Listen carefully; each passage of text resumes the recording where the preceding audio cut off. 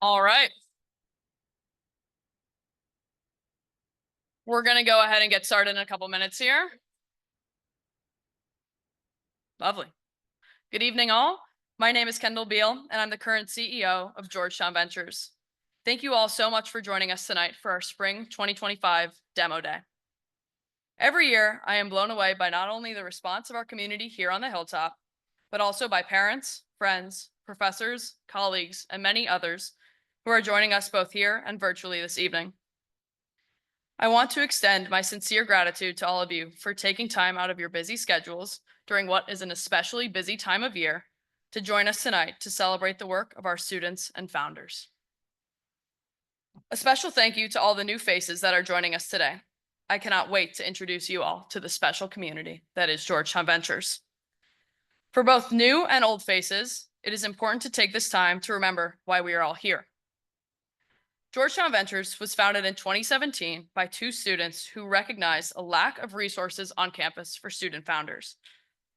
They wanted to create a space where founders and students interested in entrepreneurship could come together to make tangible progress on their companies and fuel growth after the completion of our semester-long accelerator. Thus, GV was born, and with it, our two divisions, Launchpad and Venture Accelerator. Launchpad became the place for idea-stage companies with energetic and dedicated founders, bringing even the most nascent of companies into a home here at GV. Some of my favorite GV memories are sitting in Launchpad meetings, changing entire revenue structures or company ideas into something more impactful, something greater. On the other side of the coin was Venture Accelerator, lovingly referred to as VA. It was there that the later stage companies of GV gathered. Customers were acquired, funding was garnered, and these companies graduated ready for success. However, as Ventures grew as a club, our structure did as well. This year, we said goodbye to our two divisions and joined them under our strategy umbrella. Along with dedicated teams of tech and creative, GV is complete. With these large-scale structural changes finished, our teams this semester were able to settle into what GV is now and what it will be for years to come. Our focus this semester became uniting this community and delivering an incredible experience for both founders and students. At its core, Georgetown Ventures is a community bonded by the love of entrepreneurship and the knowledge of the power it has. Since I was a kid, watching my immigrant grandparents and hardworking parents practice entrepreneurial spirit in their own ways, I understood that the very existence of entrepreneurship is the profession and a belief that there is a better tomorrow. And anyone, no matter what age, can have a hand in creating that future. My family built our foundation upon the idea that actions, decisions, and in my grandparents' case, companies founded, can provide a better future for generations to come. They believed, and so do I, in the inherent optimism that entrepreneurship is rooted in. A belief in the world that is not handed to us, but created. A belief that entrepreneurship is good. A belief in a better tomorrow. That brings us to tonight, a celebration of those values. Every single person in this room truly believes in the power of creating something by hand with the highs and lows that this profession may bring. Because of that power, because entrepreneurship as a concept and in practice can change the world for good. Before we get started tonight, I'd love to recognize a few very important people that have continuously pushed us not only to find the good, but to create it. Thank you to Jeff Reed and Aveline Argo for their continued support and commitment to building the Entrepreneurship Center here at Georgetown. Truly, none of this would be possible without them. To the founders, for believing in us and buying into this experience throughout the entirety of the last 10 weeks. Adopting a brand new team of 10 as quickly as you all did is not an easy feat, but you all made it look just that way. For that, and for letting us be a part of your founding journey, thank you. To our leadership team and the C-suite here at GV, who do not get nearly enough thanks for all the work that they do. It does not go unnoticed, and I truly could not imagine doing any of our work without you all by my side. Finally, to the students. You make this club. You are the reason these founders have made such incredible progress this semester. You are the reason this board works as hard as we do. You are the reason GV has continued to level up year after year. Georgetown Ventures is a competitive place to be, but you all have earned your spot. Not because of your brain, your experience, or your professionalism. We know you have all of that. But because you believe deeply in the power and the good that is found in entrepreneurship. Without further ado, I'd love to introduce you all to our incredible two-time MC for the evening, Katie Dice.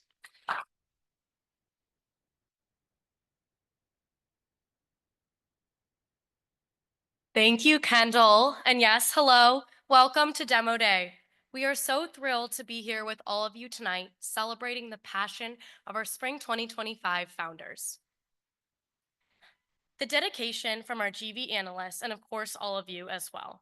Thank you so much for being here as we build the future together. I know I speak for our founders and our members when I say we are grateful for your innovative spirit and support. My name is Katie Dice, and I am beyond excited and deeply grateful for the opportunity to host Demo Day again this semester. For those of you who are joining us for the first time, welcome. Tonight is our biannual culminating event for our founder cohort to showcase the work they have been doing with Georgetown Ventures for the past 10 weeks in our accelerator. Each startup worked with a team of GV analysts in creative, tech, and consulting divisions. They have done everything from creating logos and websites, pivoting and adapting, first clients, and first thousands of clients. It has been a joy to watch these teams grow, and they are so excited to share their hard work and brilliant ideas with you all tonight. So thank you to all of our GV members for dedication to innovation and being an essential part of this community. And lastly, before we get started with pitches, you can probably tell, as Kendall said, GV is all about gratitude. So we would like to thank this semester's incredible board for getting us all here tonight. From booking Lorfink to setting up the live stream to all of the newsletters and logistical communication, thank you, leadership, for your time and energy throughout the semester. We would not be here tonight without you. And all right, you have your programs. Thank you again, Creative Division, for those. So please follow along as we go. To start, we will have 5 startup pitches. Then we will hear from our guest speakers, and we have 2 this year, both from the food industry, Miles and Amir. And then we'll have pitches from our last 4 startups before a catered reception. Lots to look forward to all night. So let's finally get started. Something special about our accelerator is we like to work with local DMV founders. Our first startup tonight, Circa Dating, features 2 Georgetown undergraduate seniors as founders. It does not get more close to home than that. So join me in welcoming Miles Slayton and Willie Conselman to the stage to talk about something we have all thought about once or twice, finding love. Welcome, Circa.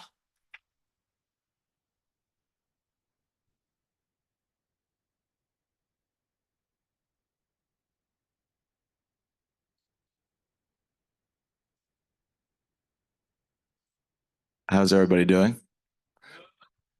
Yeah, hi everybody. My name is Miles Slayton. I'm a senior here at Georgetown University. I'm Willie Conselman, also a senior at Georgetown. And we are Circa Dating, the dating app for mutuals, not strangers. The idea for Circa originally started behind how my parents met. My parents met at a bar on the Upper West Side of Manhattan. My dad went up to my mom randomly after hockey practice and said verbatim, "What's your deal?" I don't know how that worked, but it did. Thank God it did. But jokingly, I was speaking about this at a dinner with a bunch of my high school friends, and we were talking about how in our generation, we no longer think our next significant other is that sort of stranger at the bar. In fact, it's the exact opposite. It's some sort of mutual. So this stayed as an idea up until this summer when I did an investment banking internship, and I quickly realized that was not for me. I started to sneak into conference rooms, looking at public dating records like Match Group, Bumble, you name it, looking for metrics that jumped out, a massive gap in the market, you could say. And I saw that pretty immediately. I mean, 40% of women are off of dating apps for safety reasons, yet the top 10 dating apps in terms of market cap all target strangers. So I started to look into this as a serviceable idea, and Willie, aside from his entrepreneurial background, was an easy call. He's quickly going to explain why and a story he has that's close to home. One of my friends went on 3 dates with a guy from a strange-oriented dating app at a neutral location. On the 4th date, the guy invited the girl back to his house. The girl walks up the front steps and sees plastic sheets covering the walls and the floor. The girl sprints away, calls the cops, and it turns out this guy was a serial killer. Hopefully, hopefully that answer is problem one. So I'm gonna skip the problem two. Um, joke, jokes aside, the second biggest deterrent for Gen Z and dating apps is actually the fear of rejection. For women, that's not wanting to make the first move. For men, that's simply not knowing how to make the first move. We combat that through a couple of ways that I'll show in the next slide. And lastly, for the hookup culture problem, everyone knows there's a stigma behind modern day dating apps between lewd messaging, catfishing, aimlessly scrolling through seemingly fake profiles. There's a lot wrong with modern day dating. Now, how we combat these issues. On the accountability and the safety front, every appearing profile on Circa is a first or second degree of your phone book. No more going on dates with your guard up when your best friend just vouched for your date as a human being. Secondly, on the anonymous front, all likes are anonymous. Let's say I go like Jessica's profile. Jessica's a fake person. She receives a notification saying a mutual has liked your profile. The next time, or maybe in 2 times that Jessica opens up her app, my profile, of course, discreetly would then appear. From there, let's say Jessica likes my profile, as opposed to the match dropping instantly, where she would see that I made the first move. All matches drop at 8 p.m. Eastern Standard Time every single day. You're shooting your shot in silence. You don't even know you got rejected. Every profile is a mutual, so there's that safety component. And even when you do match, no one knows who made the first move. Lastly, on the limitation front, I'll move to the next slide to sort of explain how we curate a sort of more intimate, less hookup culture environment. I'll let the sort of animation play for what our app represents when you're unlocking a profile. As you can see, it's centered around the mutual component. While that keeps playing, I'll riddle off a couple of the stats you see on the sides. Yes, the downloads are great. As we've just started, the referral user is great. I think it's more important to focus on the right side. Our like and match conversions ridiculously high for modern day dating apps. Our ghosting rates are way down because each profile is an actual significant person, right? You can go and click the mutual button, as you see top right there, and it'll go and display who you're friends with in common, right? Lastly, the most important stat by far for our app is our women number. They're up top. Traditional dating apps have 10 to 15% of women on their apps, leaving 85% men. The top 1 to 2% of men receive all the likes, completely interrupting the dating app space on all these traditional dating apps. That's why celibacy rates are through the roof. That's why they simply don't work. Our Circa events are an integral part of our platform.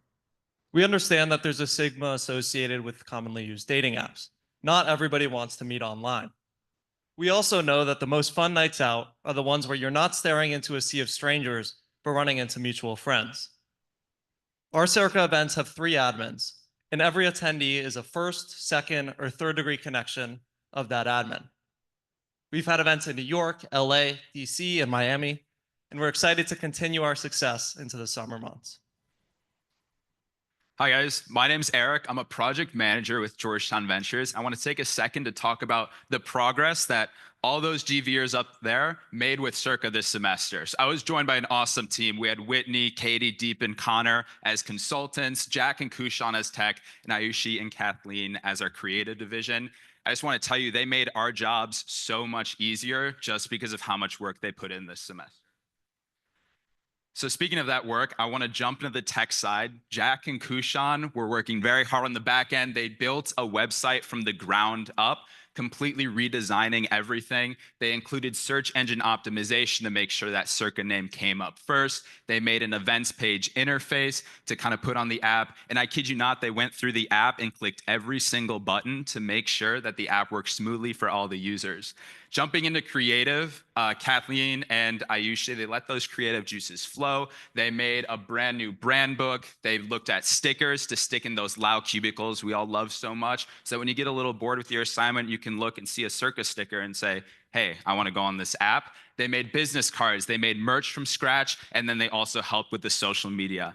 And lastly, consulting, again, Whitney, Deep, Katie, and Connor. They touched every corner of Circa. They looked at customer discovery. They tabled in Red Square, getting people to download the app. They looked into marketing. If you go check out our TikTok, shout out Katie. She's been posting on there a ton. They looked into raising. They also helped with a lot of pitch decks, including the one you're seeing now. So we got a lot done this semester, but as Circa moves on, there's still a lot of exciting stuff they have to look forward to. Yeah, and My bad. And we really couldn't have gotten this far without GV. So we really want to thank them for everything. And the biggest thing to date that we're actually announcing publicly for the first time right now is that a couple of days ago, we have announced, I guess now for the first time, but we fully have filled our first pre-seed round with our dream, and I mean dream investor. I wish I could say more at this moment, but you'll see in the news in the coming days or weeks about this announcement.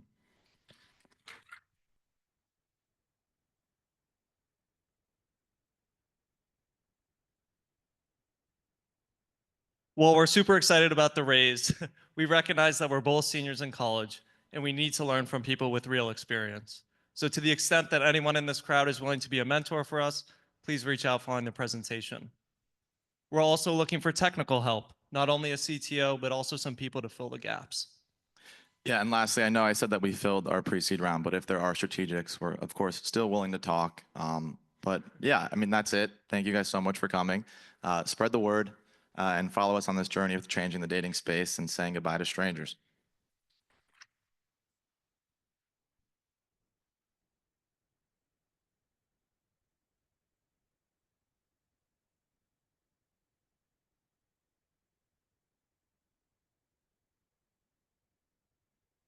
Thank you so much, Miles and Willie. Thank you, and congratulations on the big news. Audience members, please scan this QR code to download Circa on the App Store now. And if you're in a relationship, no excuses and no fear, we have a unique matchmaking feature, which means that you can set your friends up who are also on the app and play matchmaker. And you can be part of the Circa party even if you already have found love. And of course, Circa is the startup that I worked for. So I just wanted to say one more time how grateful I am to have worked with Miles and Willie and the incredible team. It was such a great journey, and I love being on project teams. And I know I speak for everyone in GV when I say this is like why it's so special tonight, seeing our founders. We're so proud of all the hard work for everybody. Our next startup tonight is Corion Health. There we go. I've never gotten to use one of these. Our next startup is Corion Health, and Corion is dedicated to making healthcare, specifically heart health, understandable, accessible, and empowering.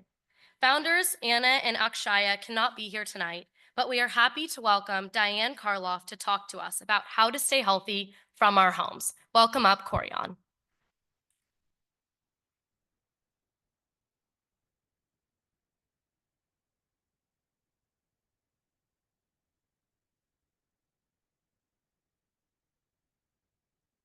Good evening, everyone. Thanks for being here. I'm Diane, a co-founder of Corion Health, and we're bringing healthcare from the clinic into the palms of patients. We began working on this mission set after surveying patients about the barriers that they experience to accessing healthcare. Of course, the first everyone would always think of is cost, but in addition to that, patients described the time it takes to travel into the clinic or to return for follow-ups, distrust between the patient population and the medical community writ large, and lastly, a lack of appointment availability, meaning that it can take 6 months or longer sometimes to see a specialist. Due to these barriers, indeed, 1 in 5 Americans hasn't seen a doctor in 5 years. But during the COVID pandemic, as patients and doctors were spending more time at home, there was a significant growth in telehealth. And this addresses some of these barriers by allowing patients and their doctors to interface from smartphones, laptops, or personal computers and have more regular check-ins with less time cost.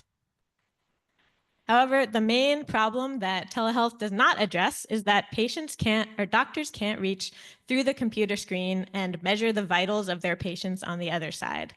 So we've highlighted here heart and lungs because cardiovascular disease is the leading cause of death worldwide, and thus the problem that Corion Health decided to hone in on first. Interestingly, the stethoscope that we've all encountered on our own doctor's visits was invented in 1816, and it hasn't received a significant technical upgrade in over 200 years. So we've designed an electronic stethoscope that patients receive at home, and it using their smartphone or their laptop or tablet, our computer software program instructs the patient on where to place the device, and the device then records high-quality heart and lung sound data that gets uploaded onto the computer to be sent into a patient portal for doctors to listen to from their offices, while patients get to operate from the comfort and convenience of their own homes. And this is done using a blinking light that helps track the location of our device. So here's our Chief Technology Officer, Akshaya. She's placed the device under her shirt, and you can see the glowing light right there. And when she moves the device to the correct location, it begins to record for 10 seconds. And this process is repeated, for example, for heart recordings on the 4 main locations that doctors tend to listen to. And during our pilot testing, patients have reported it's critical that they can leave their shirt on during this process and maintain their privacy, which sets us apart from other competitors.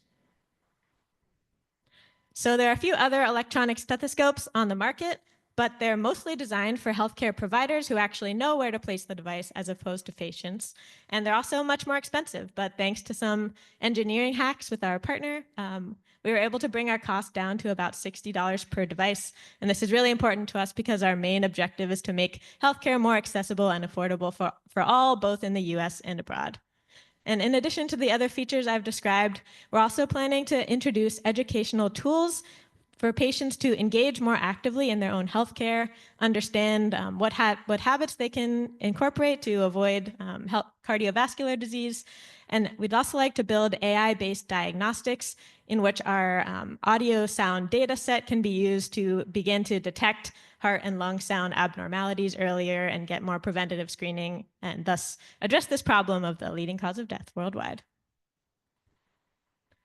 After developing our minimum viable product, which is the hardware and the software, and conducting pilot testing with a patient population, we've now obtained a global patent containing these key technological features, and we've signed 5 letters of intent with telemedicine companies who are prepared to ship out our device to their existing clients once we obtain FDA clearance later this year.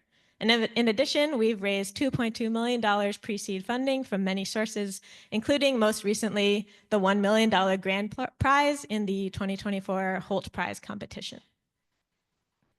Lastly, much of this work couldn't have been done without our industry and academic partners, including GV. So here's Isabella, our project manager, to describe the work that the team has been doing this semester. All right. After hearing all of that, I'm sure you guys can all understand why we were so grateful to get to work with Corian this semester.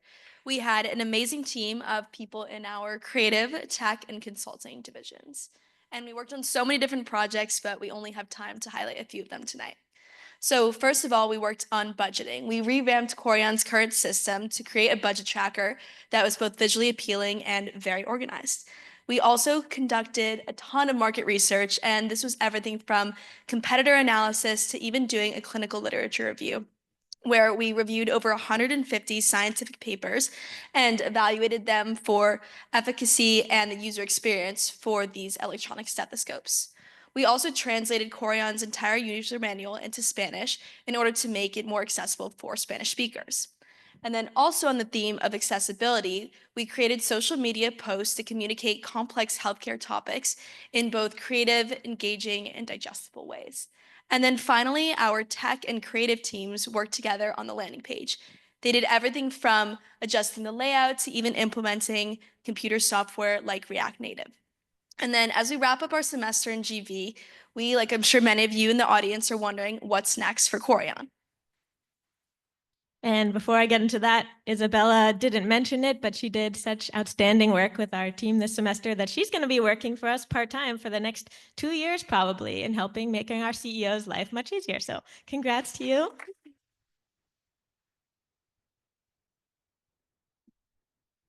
So our first ask is for y'all to follow us on LinkedIn. That's our biggest community. There's going to be a QR code on the next slide, but you can also find us just by searching Corian Health.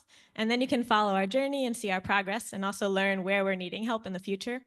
And in addition, on this platform, we ask that you tell us more about the healthcare challenges that you've been experiencing so that we can use that to shape our future direction, and also the development of additional at-home healthcare tools to help doctors obtain more biometrics and help patients live healthier lives. With that, thanks for being here. Thanks for your attention, and looking forward to chatting more next afterward.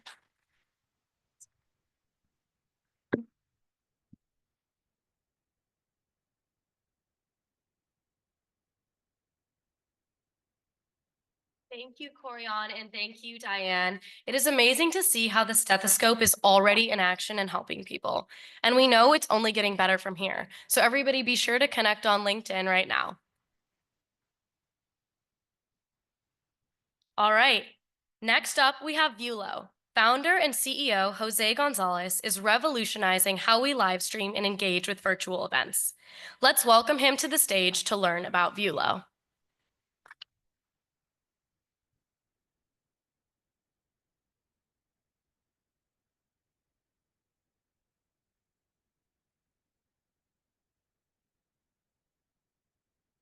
Switching it on. There you go. You guys hear me? All right. Good evening. I hope you guys are having a great time. My name's Jose, and this is my amazing project manager, Luna, and I'm the founder and CEO of Vulo. I'd like to start off with a few questions. How many of you here are originally from a different country or traveling abroad soon? Raise your hand. Whoa, that's a little bit less than half of you guys. So, and I'm not surprised. There are currently over 40 million immigrants in the US today, and over 67 million Americans travel internationally each year. That said, I think we can all agree that instant access to data is crucial in our interconnected world. However, constraints such as lack of time, high cost, and geographical barriers often make that impossible. And that's where Vulo comes in. Vulo enables users to view events and locations by leveraging someone else's mobile device in a safe and secure way. The unique aspect here is that broadcasters willingly share their location and in return are compensated for their time and their service. So it's a connection that benefits both sides. Think of us as the Uber for live streaming. So how does Vulo work? Let me walk you guys through a real world example. Meet David, a busy news journalist originally from Brazil. As a reporter, he tracks and covers breaking news stories, but he can't always be on site as news stories break. He now uses Vulo to gain insight into real-time footage as stories are unfolding. And then he also uses it for a variety of different ways in his own personal life. He uses it to stream cultural events in his home country when he's unable to travel. He uses it to view sports, concerts, and private and professional conferences. And he also uses it to conduct virtual college campus tours with his daughter, who has applied to multiple universities, but unfortunately, they can't afford to tour all in person. Now, let me show you how Vulo works. First, launch our app. Our landing page features an intuitive map that allows users to search the locations that they would like to view simply based by an address. Next, find a broadcaster. They can search, they can view their profile and view relevant information such as their location, past ratings, and any information the broadcaster wants to share with his viewers. Finally, send a request to view to get a curated streaming experience just for you. Unlike our competitors, our viewers are in control because they're the ones paying. And I do have a demo for you guys. It's gonna start super quick. So are you guys awake? Yeah, we're good to go? All right.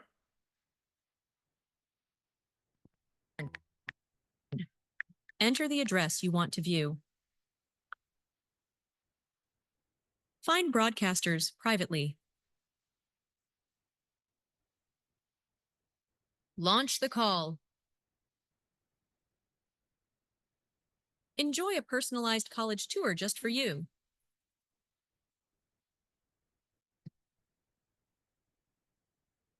End the call when you're ready. Leave a review and tip. Review your call history and track your earnings. And it's that easy. Our business model is a pay-as-you-view structure where viewers pay broadcasters by the minute. Broadcasters keep 65% of the earnings, and we keep 35%. The global live streaming market is worth $89 billion with over 550 billion hours streamed each year. And as the world becomes more connected, the demand for affordable and interactive experiences continues to grow. The event industry space is also projected to grow to 1.3 trillion this year with a 9.7% annual growth rate. And to talk about the amazing things that we've done at our time here at GV, here's Luna. Thank you, Jose. So as Jose was saying, none of this work that we've done would have been possible without that amazing team that you just saw on the screen over there. So we have so much to thank them for. I'm just gonna go in and break down some of the stuff we've been working on as a project team over the past 10 weeks. So I like to split it into two categories. We really were trying to hone in on where Vulo could be used and where users would possibly benefit from a service like Vulo and how it's differentiated from other like similar live streaming platforms. And then how do we show this to people? How do we make the Vulo name known? So creative really took control of that last part. They completely revamped Vulo's brand identity with that logo and other slogans, colors, everything else. They really tried to emphasize that unlocking experiences component and the security features that Vulo offers that a lot of competitors do not. That also bled into media strategy, whether it's social media or other platforms, just once again to really get that Vulo name out there. Alongside tech, they worked on implementing these changes into the website. And then our consulting division really focused on outreach and discovering new use cases for Vulo. I know Jose mentioned a few of them, but I'll talk about a few more on the next slide. So this kind of leads into the future of Vulo and where Vulo wants to go next. So currently Vulo operates under a B2C or business to consumer model, but they're really looking to branch into business to business, and that's what a lot of our work was centered on. So our consultants did some great work with outreach, things like real estate, college tours, live events, anything you could really think of. They reached out, set up interviews, and figured out how to get Vulo out there. This is also going to bleed, like I said, in stuff like live events, big national events such as Mardi Gras or college tours. But yeah, really just getting those business to business partnerships to really grow Vulo overall and make sure that the future is bright. Thank you so much, Luna. You guys did an amazing job, and I can't say that enough. And as Luna stated, while our current focus has been B2C, our goal is to partner with event organizers to capture the events and B2B space. We're also in talks with several high schools to partner up with them so that they can pilot our technology for virtual college campus tours, opening an expansion into the edtech space. We just had a soft iOS launch earlier this year and have been conducting beta testing. As far as our next steps, we are refining our product market fit, and we are planning to raise seed funding in the near future to help us scale. Our team is composed of highly skilled engineers with over 50 years of combined experience in government, military, and private industry. So these folks are very capable to build technical solutions for all these industries. To accelerate our growth, we're looking to expand the team specifically in marketing and business development. And then we're also looking to bring on advisors in the consumer and media space. So if you guys know of anyone who can assist us, we would love an introduction. Thank you so much. Please download our app, give us 5 stars. And my parting words to you guys are ditch FOMO, use Vulo. Have a great night.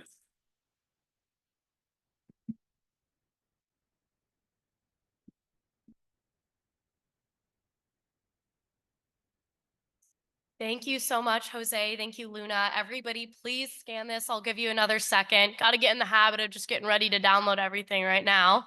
The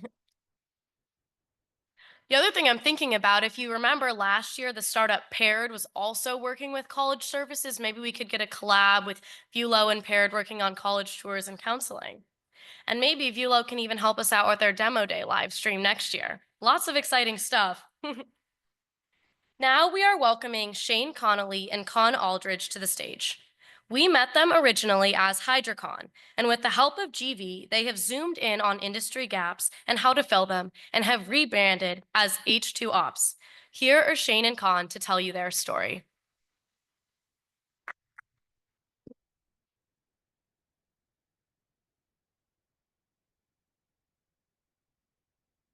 Is that working? Can everyone hear me? Hey everyone, my name is Sebastian Zuba. I'm the project manager for H2 Ops, and I would love to tell you a bit about this company and what Georgetown Ventures has done for them. So this is our team. Our tech division, who you can see up there, has been our builders throughout. They have built our original product, and they've helped us refine our product even as we've gone through a pivot to capture the DoD market. Our creatives have been incredible. They have built so much of what you're seeing on this slide, and they've been throughout creating a cohesive brand image for H2Ops, previously known as HydroCon, and have been so helpful. Our consultants have been our strategy throughout. They helped us navigate through the pivot, and they helped us to create a strategy that allowed us to reach out to clients at every stage, even as our client shifted. So with that, enough about the team. I'd love to introduce to you our incredible founders, Shane and Con. Thank you, Sebastian. And good evening, everyone. My name is Shane, and I'm originally from New York. I'm happy to be joined by Con, who is a proud Michigan man. And apart from being first-year MSB students getting our MBAs, Con and I are bound by a shared service in the U.S. Army.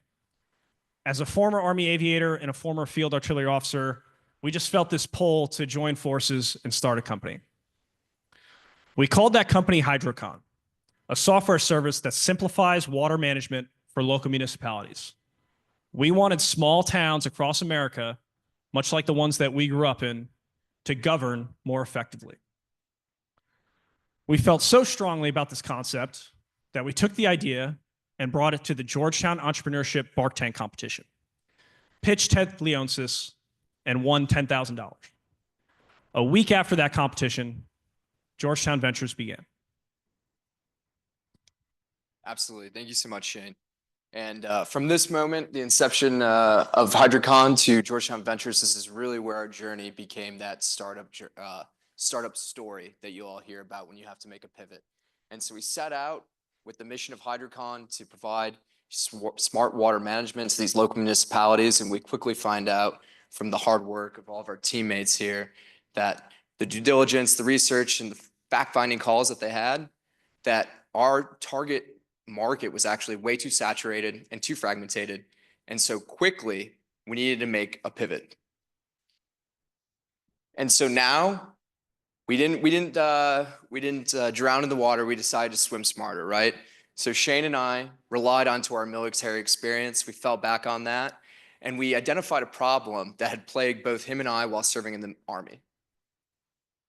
So now we are H2Ops, purpose-built for defense.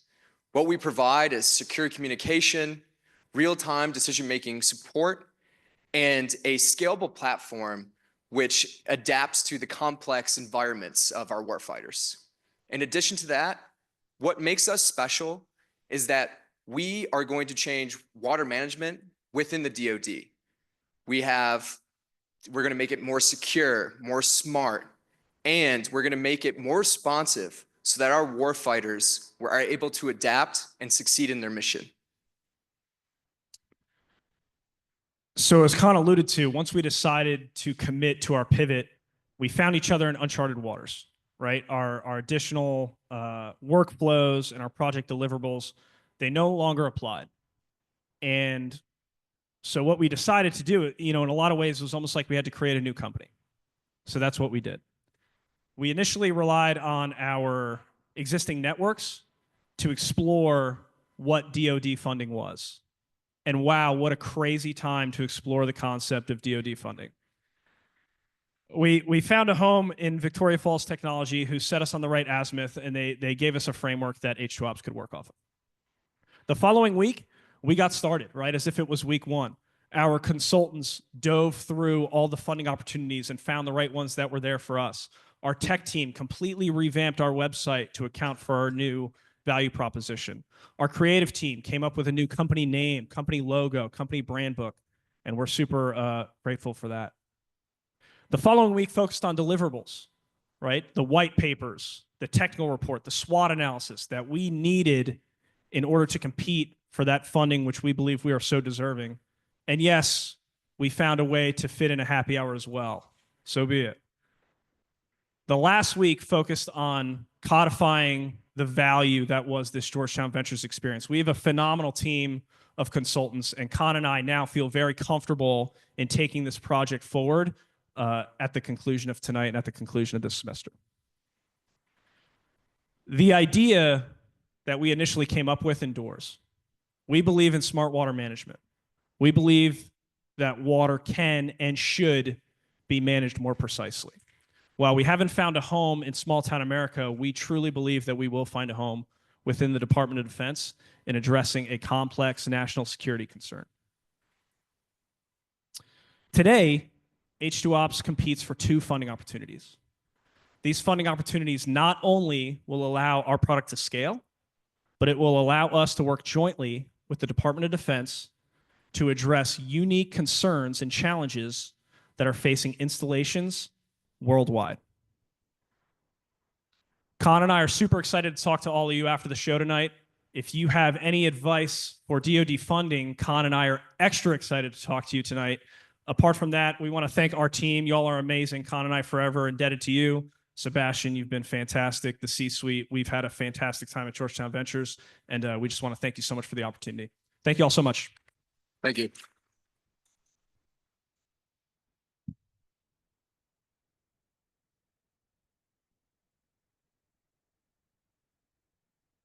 Thank you, Shane and Con. And first of all, I love all of the running analogies about water throughout. Please never change that. And this is a prime example of evolving with the industry.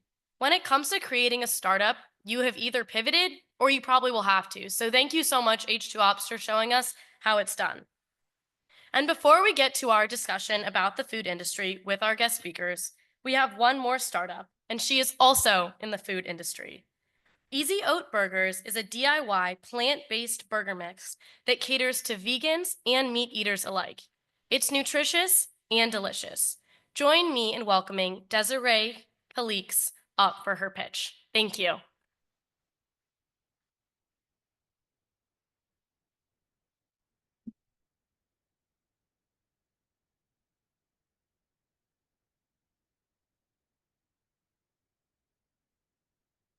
Desiree, whatever you do.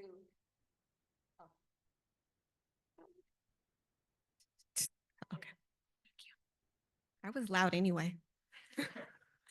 Desiree, whatever you do, don't get sick. Those were the very last words I heard from my mother before she went into a diabetic coma, never to wake again. Dialysis 3 days a week, she lost her vision and was completely frail, all because of her overconsumption of the standard American diet. My mom was tired. We exist so you don't have to be. You don't have to be 1 in 11 million to die because of poor health. You don't have to be half of DC who is overweight or obese. And you don't have to be a family deciding quantity over quality because of the cost of living is so high. We all know that foods just 20 years ago that were once 5 ingredients are now 20 ingredients with things we can't even pronounce, full of preservatives, artificial colors. And the preservatives, though they are keeping the food shelf-stable for a long time, it's spoiling our health. It's causing heart disease, diabetes, depression, stroke, and mental health issues are at an all-time high now, and even fertility issues. But what if there was an option for a better way? What if there were healthier foods that were America's favorite foods that were healthy, excuse me? We have a solution. Easy Oat Burgers is here to produce healthier versions of America's favorite foods, with our first product being Easy Oat Burgers, as Liam coined, one American staple beef for another oats. This product is full with no fake stuff included, no artificial ingredients, no preservatives, no shortcuts, just real ingredients, 8 simple ingredients that your body recognizes. I cannot get this right, can I? Okay. What am I doing? Sorry, guys. Okay. All right. So the plant-based industry is super big. It's huge. It's a $7 billion industry for plant-based meats alone. So obviously there's room for us there.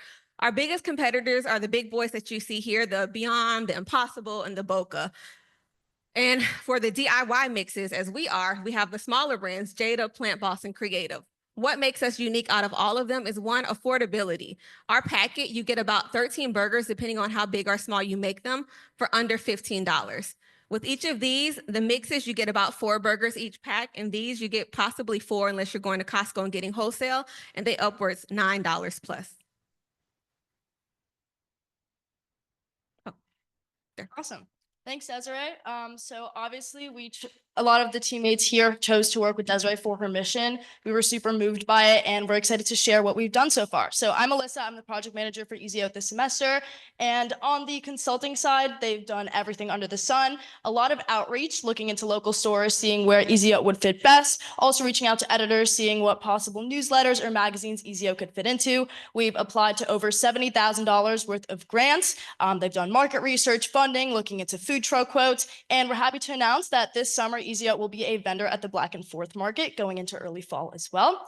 On the creative side, they've done a lot. Easy Out obviously has an amazing brand going for them, but on the social media side, we've put out a ton of posts on both Instagram and LinkedIn. We've also created a brand book, created business cards, and we tabled at the farmers market, so they obviously spearheaded the flyers there. And then on the tech side, we've worked on search engine optimization. We did a menu redesign to increase user readability and also created a section for blog posts that will hopefully be updated weekly. And then together as a team, first, we tried out the burgers. They were awesome, so we can attest. And two, we also created some IP for Easy Out with some slogans, so we're just gonna run through those three quickly now. And obviously Easy Out has done super well with GV, but we're excited to talk about the future. Dream team. This is our future. We really need to humanize the brand. I need to get in front of people. We have this amazing brand, but no one knows about us. And so one of our goals is getting a food truck so we can attend these festivals and actually not only bring packets to the audience, to our audience, but to actually bring the burgers to them so they can taste it, they can see it, they can feel it, and it can also be a better options at these festivals and events that people attend. Additionally, in the next 2 weeks, we should have been on there already, but we'll be on Amazon. And we also want to really optimize live shopping. So the TikTok lives, the Amazon lives, the Facebook lives, there's an app called Whatnot that is all about live shopping. That is the future. That's where Easy O Burgers will be. Now, I don't have a card for everyone, like Oprah gave out, but we do have an ask. And one of them is, if you know Oprah, anyone know Oprah? No, okay, no. We need to be on her list of favorite things. And outside of that, I need mentorship. I'm in this alone. I'm a stay-at-home mom. I homeschool. I need help. And so anyone in the CPG space that has the bandwidth to help me, I'm willing and I'm ready to learn from you. Also capital. Again, I'm doing this alone. And so I need capital for payroll. So like Carry On, I can hire someone from GV to help me. Part of that payroll will also go to someone to help with the TikTok live experiences. So brand awareness and sales. We also need money for equipment, marketing, and also for reserve because we know rainy days happen and we want to be able to be sustainable. And lastly, your support. We don't have the cute QR code, but we're easy to follow, Easy O Burgers on all platforms. Steve Jobs says, create something wonderful and put it out there. And that's exactly what we're trying to do at Easy O Burgers. Thank you so much for your time.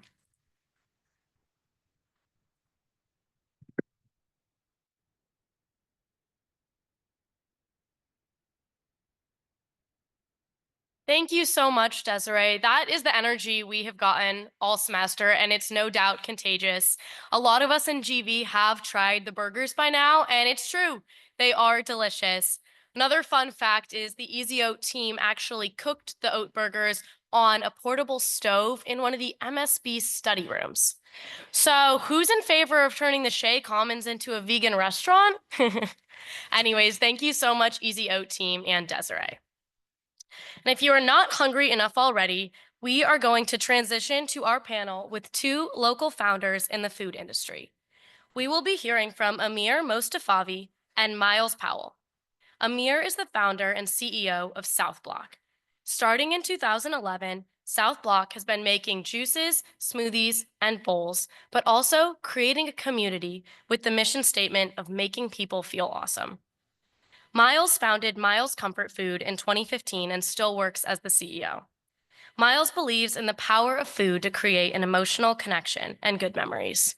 And you can find his products, including his famous mac and cheese, at grocery stores all over the country. So please welcome up Amir and Miles.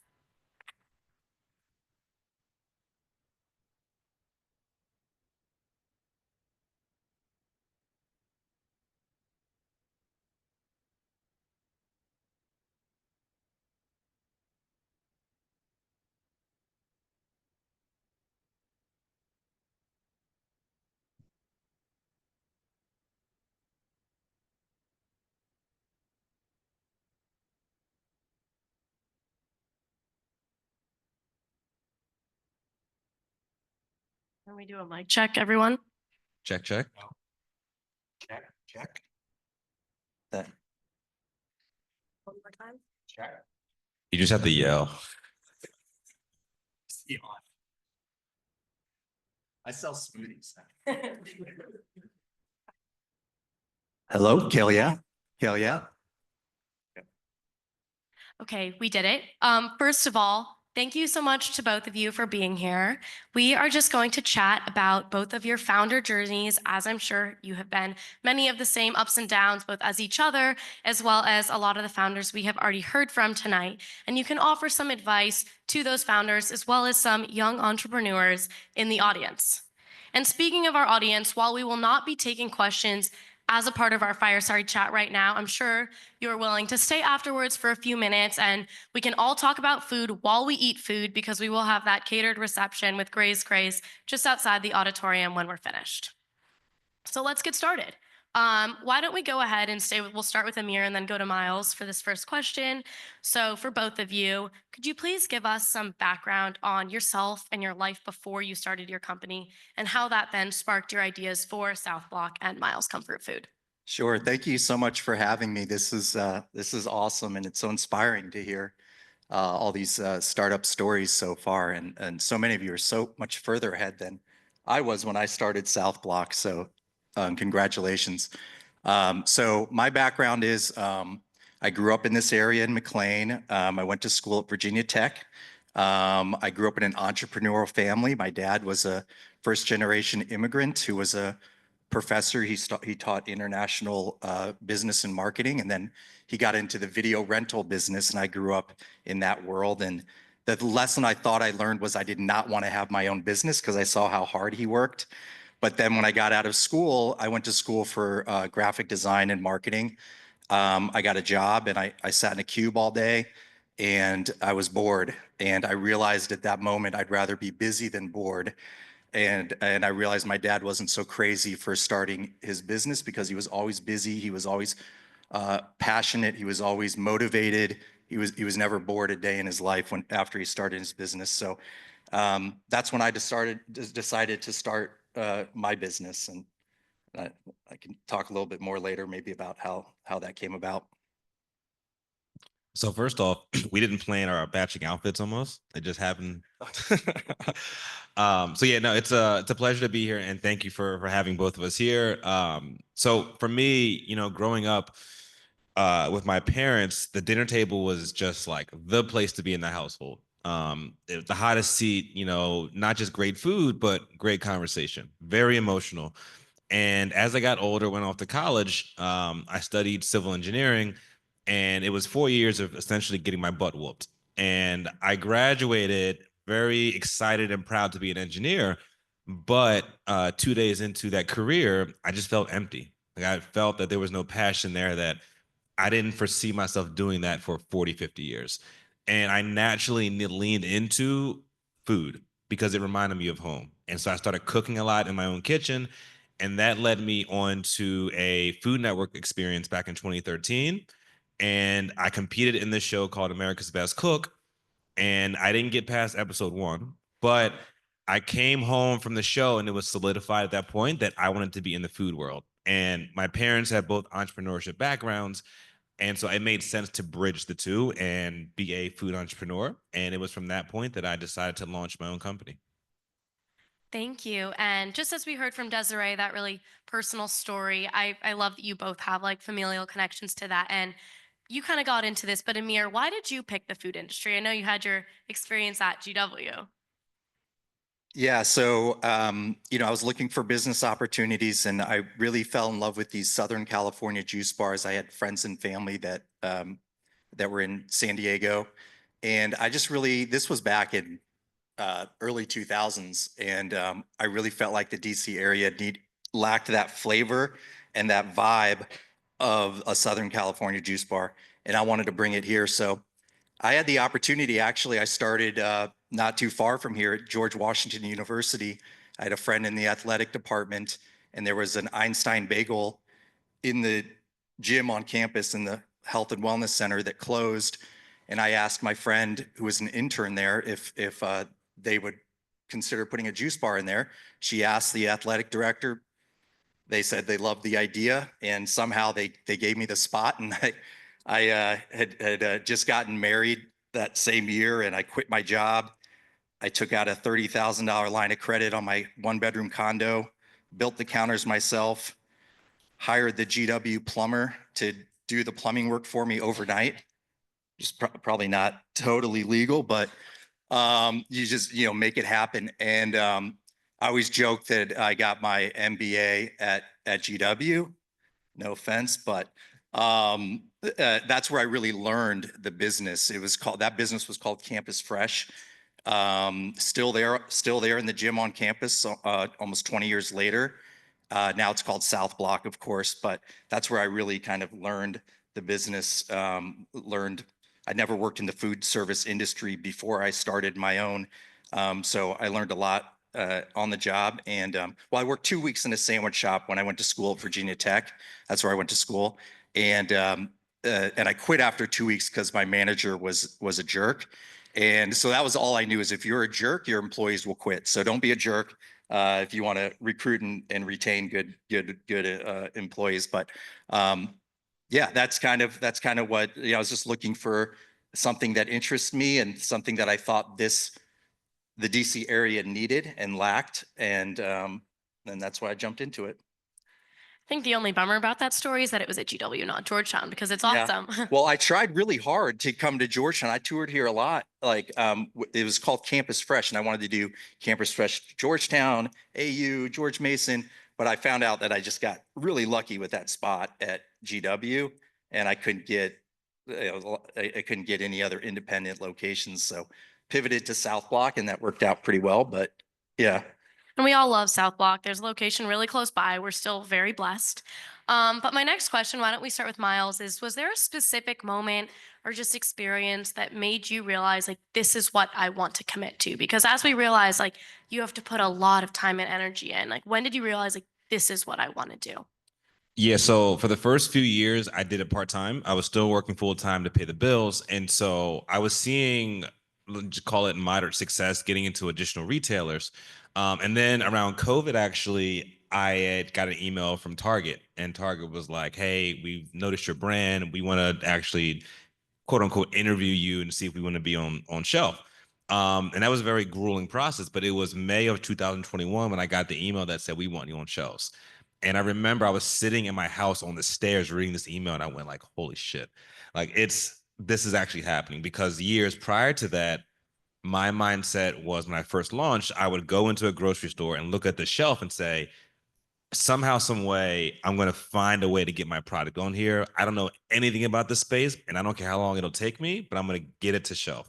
So it was that moment that was super surreal.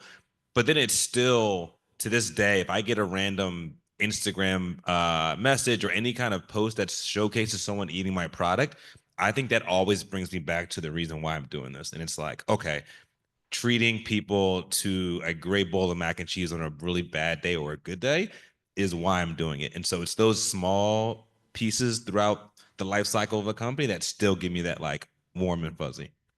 The small wins are so important. What about you, Amir? Have you had any similar experiences?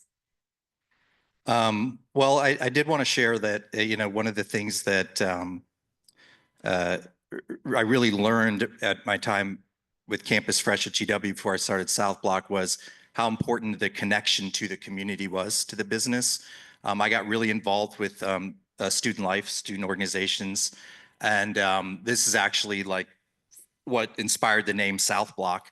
I didn't start with this mission, but it became our mission, make people feel awesome. The business became all about people. And of course you have to have an awesome product, but what's motivated me 20 years later is the impact that I know that we can have on our community. So the name South Block came about because when I was looking for this other location off campus, I couldn't call it Campus Fresh.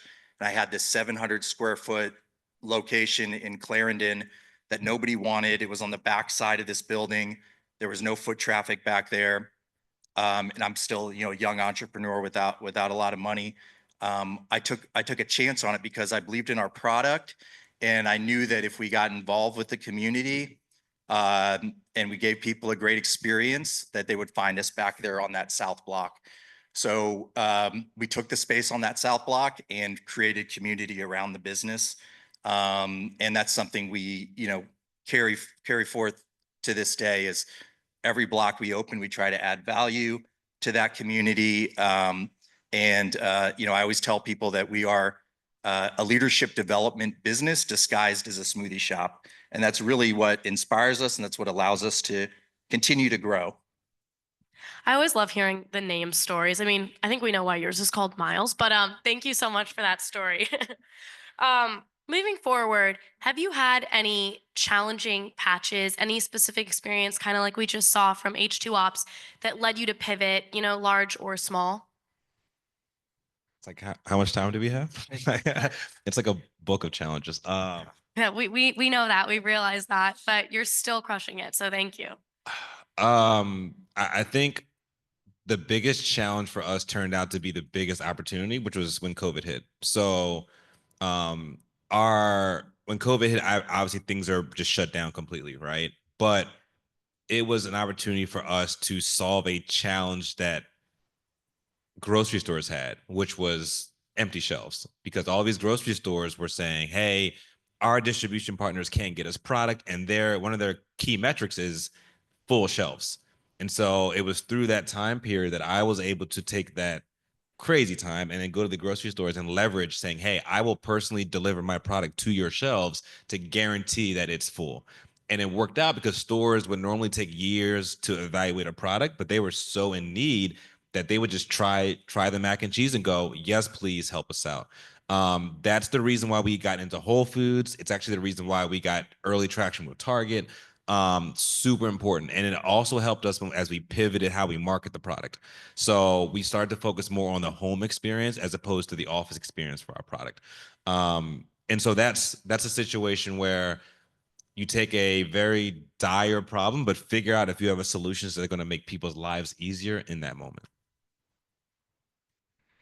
Yeah, definitely for us, COVID too. I mean, I think for every business, there was big challenges. What got us through COVID, I'm gonna give another example too, prior to COVID, but what got us through COVID was really our commitment to people. And I think if you really build a positive company culture and focus on your people, that'll pay dividends back to your business, even if it costs you money to invest in your people.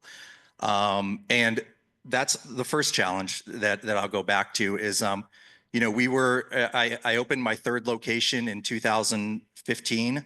After I opened that, it was like the brand was catching on like wildfire, and we had opportunities to open 4 more locations, including the Georgetown one here, in the next 12 months. And we just rolled with it. We just took all the opportunities. We opened the stores. And then when the dust settled and the stores were opened, I looked back and I realized that we could be doing better. I wasn't 100% proud of where we were at in terms of our company culture. I wanted to have a business that I was proud of, that my family was proud of, that customers would be proud of, that our employees would be proud of.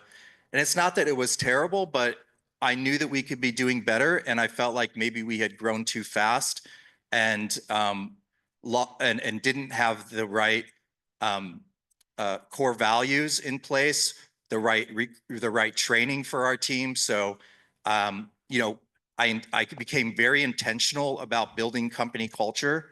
It started with recruiting. Every conversation I had with people that wanted to join the business, it had nothing to do with their background or their experience. It had to do with how passionate they were around this idea of being a part of a business that was going to build a positive company culture. And people that got really excited about that, we'd spend 1-2 hours talking about that, talking about leadership development books, company culture books, just how much we wanted to grow a business like that. And so I just hired people that were passionate about that when I would bring that up in conversation during our interviews. So I just started building the team with people that were passionate about that idea. And then we started really focusing on our systems, on our training, and we started turning around our company culture.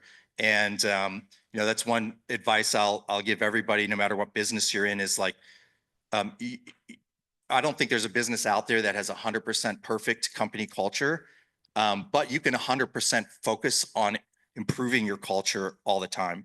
So we're 100% focused on, and we're still to this day, like identifying problems that we have, areas where we can do better, and trying to improve on it. And that's the only way you're going to stay consistent and not fall backwards into a toxic culture. So, you know, that was a pivotal moment for us after that 7th location, where we just opened our 20th location. And ever since then, it's been fun. You know, we've developed a lot of leaders. We just closed our first private equity deal with Savory Fund a little over a year ago. Yeah, I mean, we're having fun, and you know, I love the fact that I'm bringing my team along for this mission and along for the journey, and that they are part of the success that the company experiences. Because entrepreneurship can be lonely. So if you can bring your team into the journey and into the success of the business, it's just that much more enjoyable. Thank you. And you kind of started to touch on the next question I was going to ask, which is, I'll give to Miles. What are you most proud of about your company? I think it's so CPG is a very, very tough industry. And that's because there's essentially a low barrier to entry to start.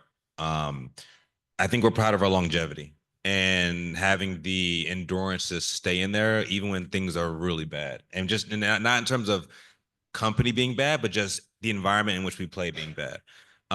You know, we've been doing this and we've pivoted a couple times. We've seen a lot over the past 10 years.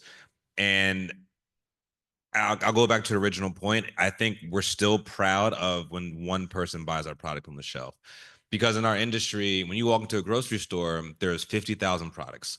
And as a shopper, you know, sometimes you're on autopilot. So it's hard to even think of why you buy what you buy. So on the brand side, you're trying to figure out why they buy what they buy when they don't even know. And so if you can convince them or they try your product, that's a huge win. And if they become a fan of yours, then that's an even bigger win.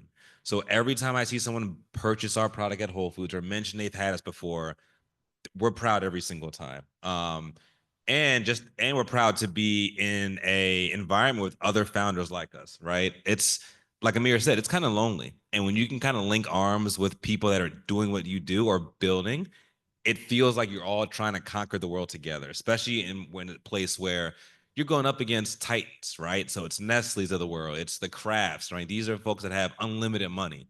And here you come as a very small brand, just trying to figure it out. And so every time you make a little bit of progress is a huge win. I always tell people don't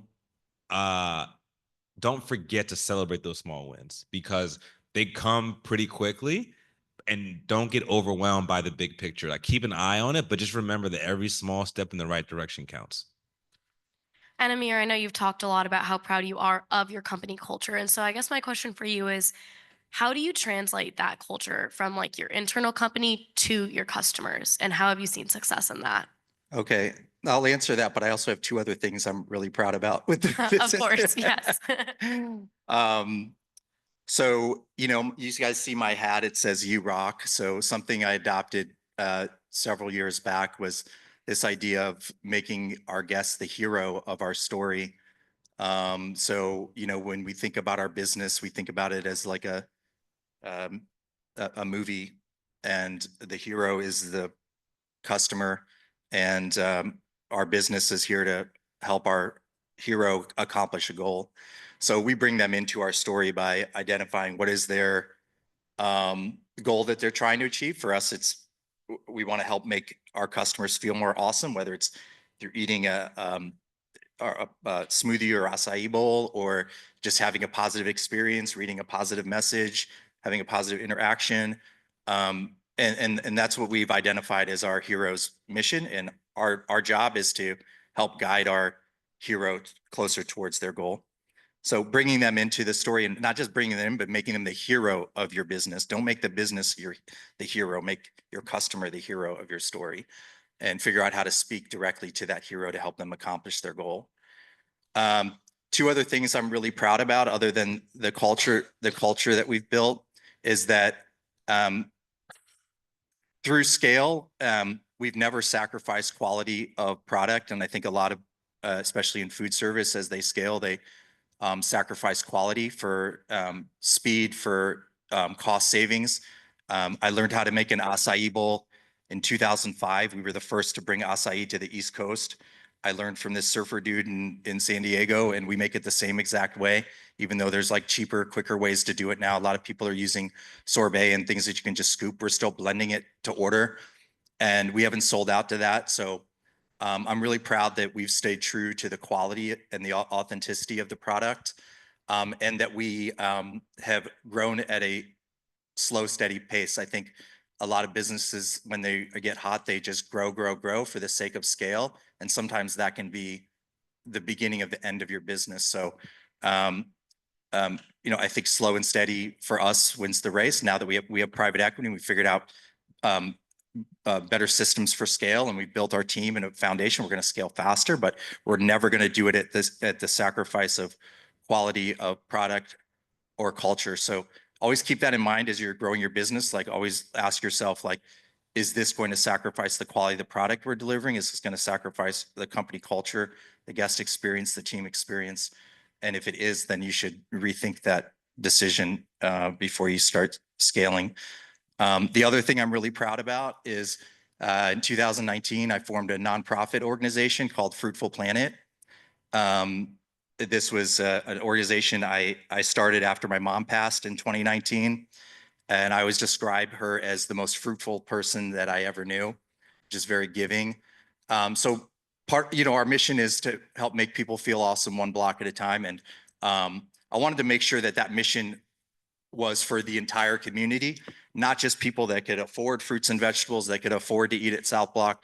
So Fruitful Planet's mission is to help get fruits and vegetables back to people in need throughout our community.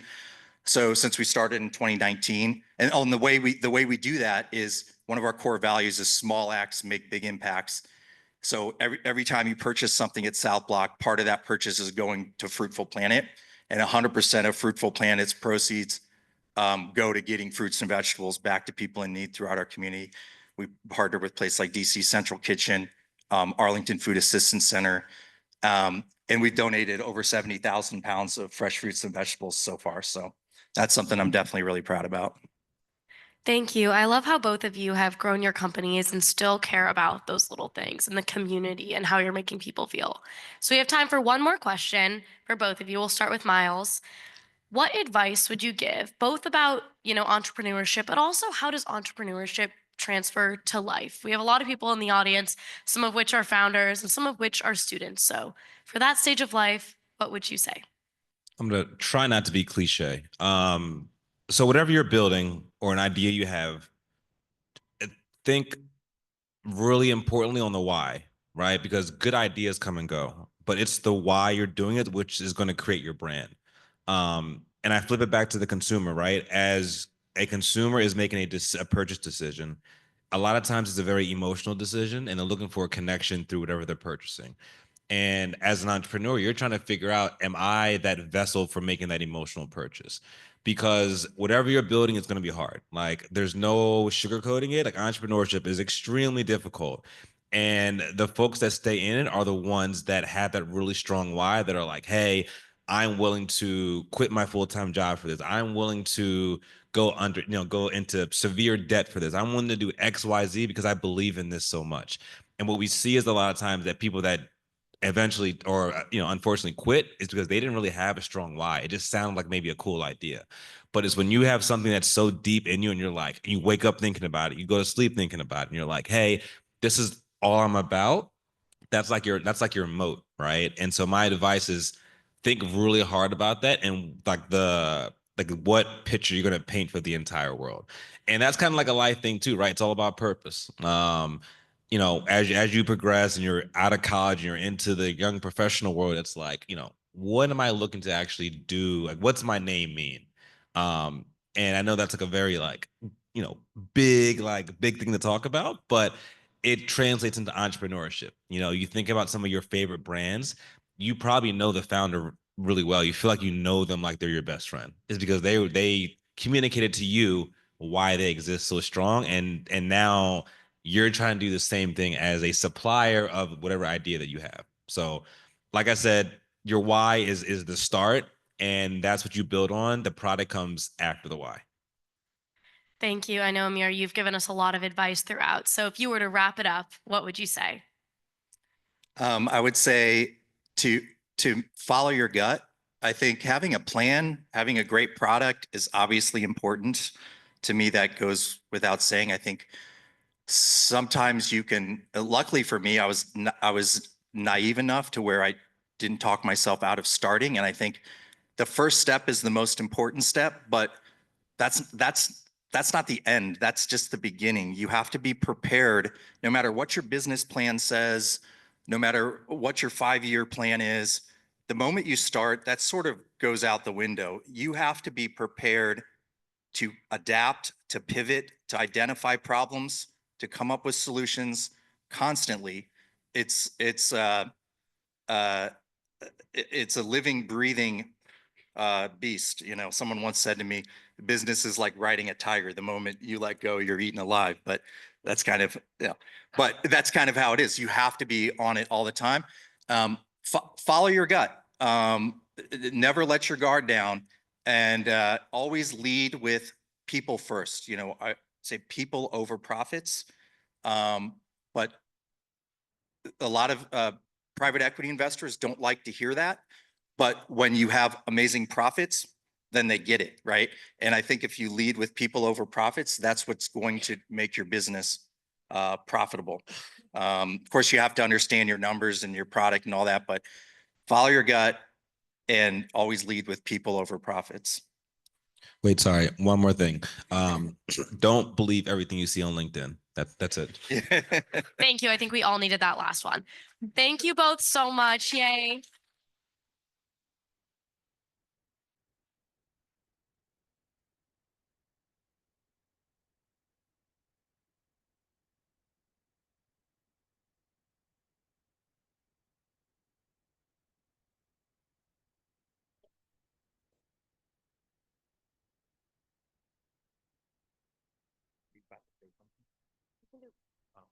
Hold on, we're doing a picture. Everybody can get in it. Yeah. Okay. Yes, thank you guys. We'll be around after. Okay, another huge round of applause, please, for Miles and Amir.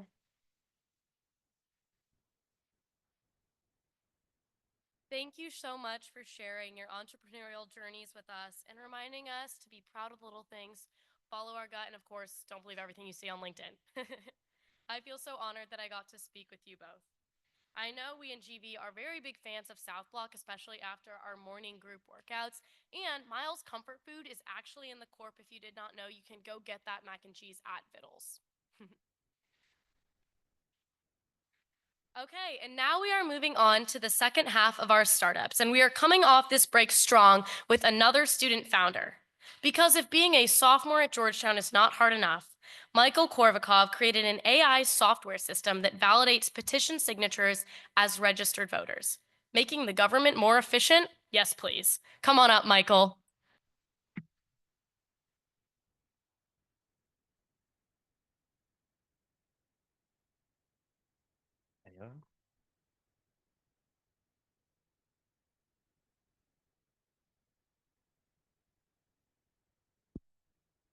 Hello, everyone.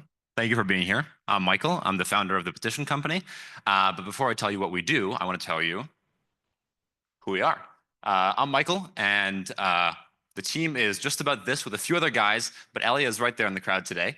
And Ellie and I have just about nothing in common. We stand on opposite sides of the political spectrum. Got a lot of fights about that. But we have a shared family background in that my family's from the USSR and his is from Iran, countries where democracy is largely at risk. So we have a unique appreciation for the necessity to protect democracy. And that was the origin of our idea here. So for those of you who aren't familiar with the ballot initiative process, prepare to be wowed. It starts with signature collection. So the way this works is if you want to pass a policy in, for example, the state of California, you can go through the regular route. You can go state house, state senate, have the governor sign it into law, or you could do the ballot initiative process, which is where you collect a lot of signatures. And someone who hasn't heard this pitch 8 times already, I need a volunteer. Somebody? You heard it? Okay. If you had to guess, how many signatures do you need in the state of California to pass a ballot initiative? A million? Close. Wow. Yeah, 1.2 million. I usually hear like 1,000, and then it's 1.2 million signatures in the state of California. And you have to go around and collect these signatures. I'm going to show you a sheet that I collected just now. You have to go around and collect these signatures, and then you submit them to the county clerks, and then the clerks will validate them, which means check that every single name is valid, which means the registered voter at the right address and in the right state. And if there are enough, 1.2 million signatures, the petition will appear on the ballot in November. There's an extra step here where the campaigns will also validate the signatures because they can only submit it once. So they better be pretty damn sure that they have enough. So 2 checks, one over here and one up there. So voters will see something like this. I walked around loud to collect this one. We got Tom Brady on here. We got Jane Doe. That's a big one.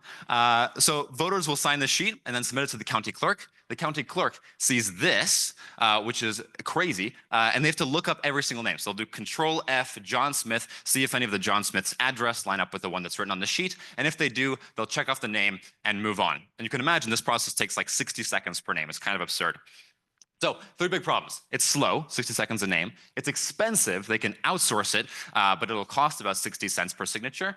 And then it also disenfranchises voters. So there's 2 sides, the private side, which is the campaigns, and there's the government side. On the government side, because they're going through these names so fast, they often don't have the time to look at every single name closely. So if something is even slightly legible, they'll just skip it over and go to the next one. Which means that a lot of signatures, a lot of people who have the right to sign these initiatives and put a policy on the ballot won't end up getting on the ballot. So here's our solution. This is our AI software. It reads each name, as you see Patrick Blanche right here, converts it to text, that's down here, and then it'll search the voter file to find the best match. And it does so in about 1/3 of a second. We just ran, in the last 24 hours, 26,000 sheets, which was more than this firm had ever done on software. And we got results at about 80% accuracy with the sheets that they've submitted. So it's guessing the right name, that percent. So it reads each name, converts it to text, finds the best match. So the user can just click on a name as opposed to having to search every single name individually. So it's a much, much faster process. Okay, so how do we stack up? Very well. This is the cost of our competitors, about 45 cents per signature. We only charge 25 cents per signature, and it costs us 8 cents per signature. Don't tell anyone. And so we have like 70% margins on this stuff, at half the cost of the market. So we're very proud of these figures, and this is a result of how effective the software is in getting our results. So now I'm going to hand this off to Tegan, who's going to tell us about our progress with GV. Yeah, thank you so much, Michael. So starting off with our consulting team. So we had 2 main goals for the consulting team this semester. The first was really understanding the signature validation process. So to do so, we got on the phone with over 100 county clerks throughout the country, really trying to understand their process, their pain points, how long it takes them, and how much it costs them to do this process. And then on the other side of that, we also performed legal research for each state. So understanding what constitutes a valid signature. Then the second goal was really market discovery, evaluation, and assessing the competitor landscape. And definitely happy to announce that we only found 1 main competitor in the market right now, and we were able to identify what makes us different and better from them. Oh, yeah. And then on the creative and tech side, so our creative team was amazing. They did a complete overhaul of our branding, including our website and logo. So right behind me is now one of the graphics that's on the main page of our website, and then also our new logo, which we're super excited about. And then for the tech team, they created a search function, which now allows us to search snippets of names and addresses in that massive Excel file that Michael introduced earlier. And then we also did some SEO optimization. So we're now the first thing to pop up when you search up the Petition Co., which is huge for our visibility. Thank you, Tegan. Tegan did awesome as well. She was a team lead, and none of this would have been possible without her. So can we give a round of applause for Tegan? She did so great. Thank you.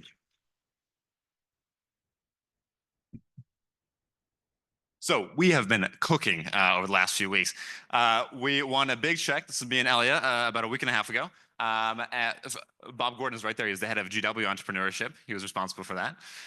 And this is a check that we did, a validation process we did about a week and a half ago. That's all GV people in the room. And we checked about 2,000 signatures between 11 p.m. and 7 a.m. So that was not a lot of sleep that night, but it went well. Did great there. And a few weeks, one more thing. We got our first client 3 weeks ago, and we're projecting, well, I don't know how much exactly, a couple $1,000s in revenue next month with one of the largest petition collection firms in the country. So what I need from all of you, 3 big things. One, advice. Everything that we've accomplished so far has been the result of mentors who have helped us along the way. So this is perhaps the most important thing. Local governments. We have our stuff figured out on the private side. We have those connections. We will eventually get in there. I think we'll have a good chunk of the market. But breaking into like local governments is a tough process. So if anyone has any experience with contracting on that level, that'd be fantastic. And lastly, funding. Everything is built out on the private side, but to sell to the governments, you really have to have a built out system and have that campaign management platform. So we are perhaps looking for some funding to build that, but that's all down the line. And here's my contact info. Thank you so much.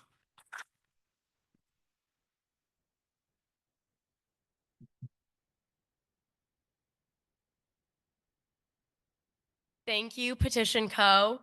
So not only is Michael a student, a founder, well, and of course a genius, but he also somehow had time to run an ultra marathon in November on top of everything the Petition Company is doing. So one more round of applause, please, for them.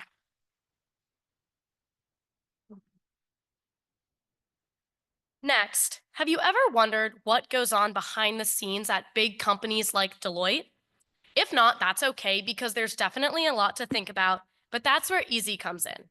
Easy is simplifying data transformations by reducing system friction, breaking down silos, and optimizing data use. Ashwin and Catherine are here to tell us more. Let's bring them up.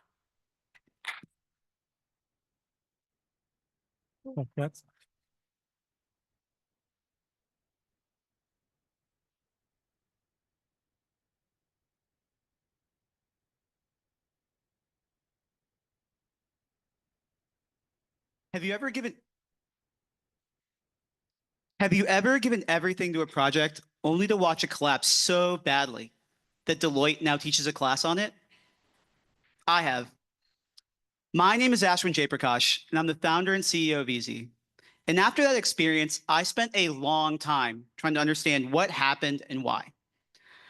I realized that the digital transformation project I was working on was set up to fail from the moment it was sold. The root cause, a misaligned tech sale, meaning that the technology that was sold and implemented didn't actually integrate well with the customer's existing systems. This led to a failed digital transformation and business value never realized. I discovered this is not an isolated incident, and it occurs when IT services firms and technology vendors sell the wrong combinations of products and services that address the wrong problems to the wrong customers. At Easy, we build bespoke sales intelligence software that helps IT services firms and technology vendors sell the right solutions to the right customers. We analyze each prospect's tech stacks, their challenges, their priorities, and we deliver clear, actionable recommendations that help them understand exactly what they should be selling. All powered by AI and the most advanced technology intelligence data available. Our priority is to ensure that our customers close deals that lead to successful implementations and therefore drive recurring revenue. So you're probably wondering, why does this matter? Well, this year alone, 1.7 million companies are expected to spend over $600 billion to modernize their data infrastructure, just so they can adopt AI at scale. Our customers are racing to capture this market because they know that if they sell data infrastructure solutions that lead to successful implementations, they're setting themselves up to win all these large-scale AI projects that are coming down the pipe. Our sales intelligence software enables them to have the insights they need so that they can deliver these projects as best as they can. Now, let's walk through an example of a customer journey. So let's say our customer is an IT services firm and they're targeting a big bank.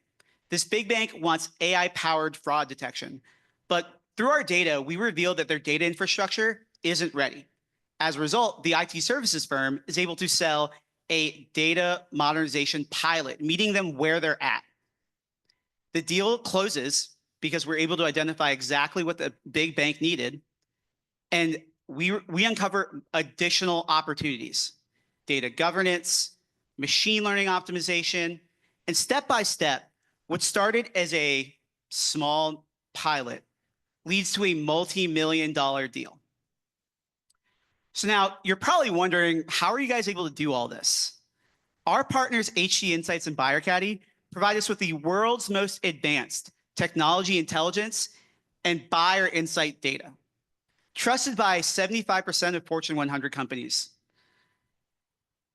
We deliver our recommendations through our ontology, a map that brings meaning to our data by linking it to the underlying logic of how companies function in the real world. Building on that foundation, our AI systems parse large volumes of data, identify what's most relevant, and deliver clear recommendations that map exactly back to what our clients need to know, so they have the right answers. Our partner ecosystem is the primary way that we acquire and grow our customer base. Going to market with our partners accelerates our sales, development, our delivery cycles. It conserves resources, and it enables us to access very risk-averse enterprise customers. I've spent my career at Deloitte, AWS, and PwC, building data and AI platforms, developing partner go-to-market ecosystems, and most recently creating a sales intelligence platform that generated over 9 figures of value. I left the enterprise world last year after meeting my co-founder, Catherine. Catherine launched her first startup at 22, building ontologies that map and secure distributed systems for Air Force research labs. She supported multiple VC firms and is an active contributor to the DMV entrepreneurial ecosystem. Ashwin and I believe that ecosystems, when powered by data, ontologies, and AI, can achieve much more. So far, we've completed pilots with 3 global tech consultancies, secured strategic partnerships, and launched an MVP that solves a key pain point for our partner, HG Insights. Now, we're focused on closing 3 paid enterprise pilots, ramping up our development capacity, and formalizing our ontology. To accelerate this momentum, we're raising $400,000 in pre-seed funding via Post-Money Safe at a $6 million valuation cap. Our fully bootstrapped team includes senior leaders with over 70 years of combined experience in enterprise tech sales, strategy, and engineering, alongside repeat founders and engineers with a track record of scaling startups. So I want you to think back to that class that Ashwin told you about at the beginning of this pitch. Deloitte ended up naming it Anatomy of a Train Wreck. And it's because the fallout was incredibly painful and deeply impacted the people involved. The truth is, digital transformations are not just about systems and processes. They're about the growth of organizations, and most importantly, the growth of the individuals inside of them. At Easy, we believe in enabling this growth, and that every successful digital transformation starts at the sale. Over the past 10 weeks, Ashwin and I have had the privilege of working alongside 8 extraordinary Georgetown students. To tell you a little bit more about that, I'm pleased to introduce you to our project managers, Karis Winter and Toby Griffin. Thanks so much, everybody.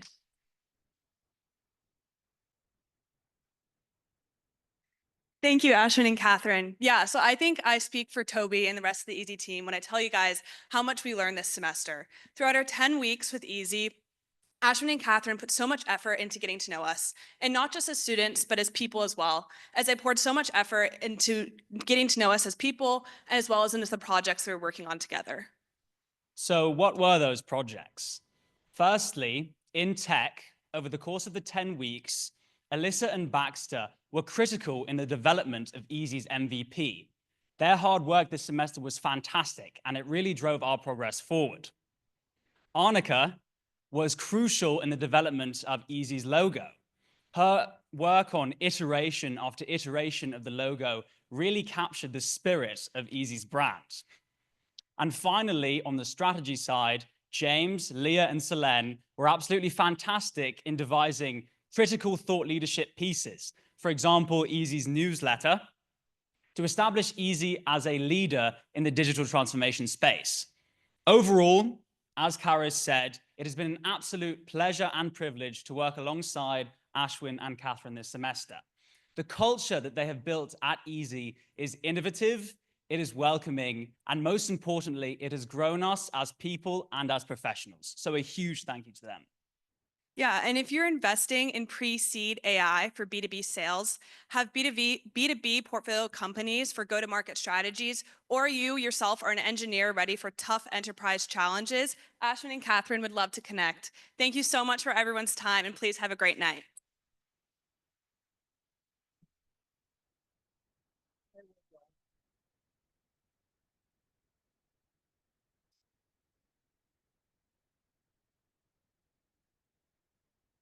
Thank you so much, Ashwin and Catherine and Easy. And also Trainwreck. Trainwreck, I think that's a train that I want to get on. This is already being so successful, and we're so proud of all of the work that your team did. We're excited to see what's next for the Easy team in the future. Next up, we have Sports Market. And so if we have any student athletes in the audience, this one is for you. Founder and CEO David Gibson has built a software system designed to streamline name, image, and likeness NIL ecosystems. Welcome, David.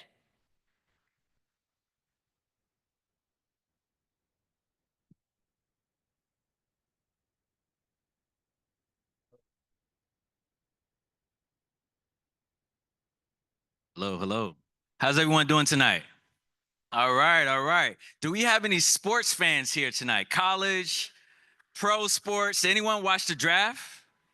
The NFL draft? Okay, all right. What about the playoffs? Who do you have to win? NBA playoffs? The Pistons? I don't know about the Pistons. What about over here? Celtics? Okay, I can get with the Celtics. All right. Now, do we have any athletes in the room? Like you play Little League, high school, college? Anybody play high school? All right. That's a lot. Looks about 60%. Well, that's pretty consistent across the U.S. Over 60% of kids grow up to play sport at one point or another. And why is that important? Well, for little leagues as well as colleges, it's 2025 and technology is helping to shape a better experience. And with Sports Market, we're helping to provide better data insights, communication, logistics, and payments, not only for Little League, but also for NIL. I'm the founder, CEO of Sports Market. I have a banking and policy background, the Federal Reserve. Been through Techstars with Sports Market. We've been in a few other accelerators and very excited about our experience at Georgetown Ventures. So, what is sports management? Well, in general, it's pretty much organized chaos. You have majority of parents having to figure out, well, where's their kid need to be at for practice, or do they get the notification on time if anything is canceled? You have youth leagues that are using multiple tools, email chains, etc. And then in NIL, you have college athletes, 18-year-olds, trying to figure out what does it say in their contract and when are they actually going to get paid. So how do they actually manage all of that information? Well, they're using email, they're using text messages, they're using chat chat bots and all kind of things. And so here's a graphic. And, if you can decipher the different icons, you have multiple systems. Okay, you have WhatsApp, you have Cash App, you have data entry for the admin and the coach. You have text messages, and it's pretty much a disjointed and disparate data everywhere. And now imagine if you're a college athlete. All right, you have to manage your school schedule, you have to manage your sports schedule, and if you have things popping, you got deals coming in on your DMs, you got a sports agent. How do you keep up with what's actually happening, and are you missing out on great opportunities? And so with our solution, we simplify NIL deals. We simplify contract management.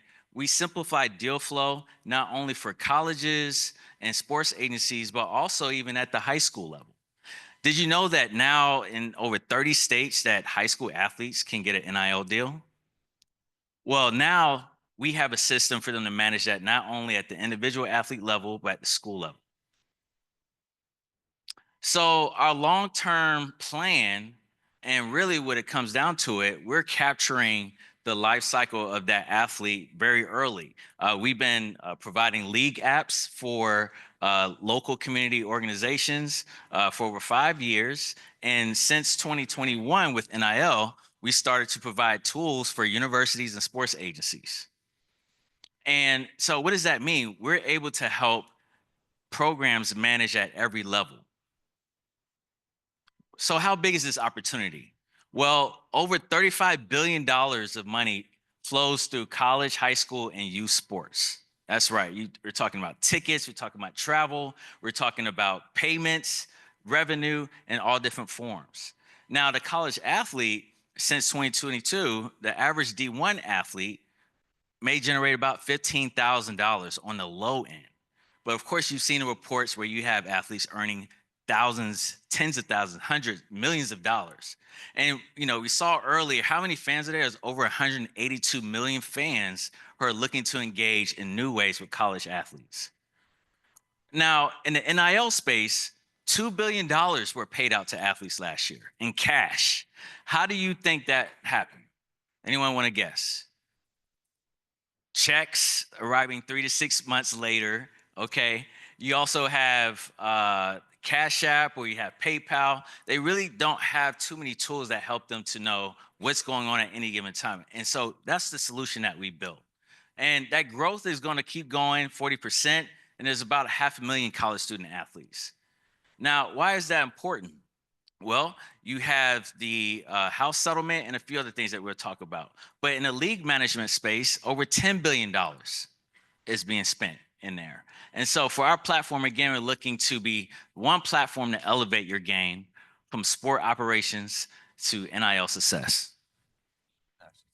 Yeah, so just talk a little bit about what the GV team accomplished this semester. We did a lot of great work this semester. Could only highlight a few of it, but we'll start with the strategy if you want to click to the next one. Yeah, so the strategy consultants, we did a lot of work throughout this semester. One of our big accomplishments was our outreach templates. So we created these outreach templates directed towards league managers, athletic department owners, as well as the athletes themselves, to try to get them involved with the sports market, get the name of sports market out there.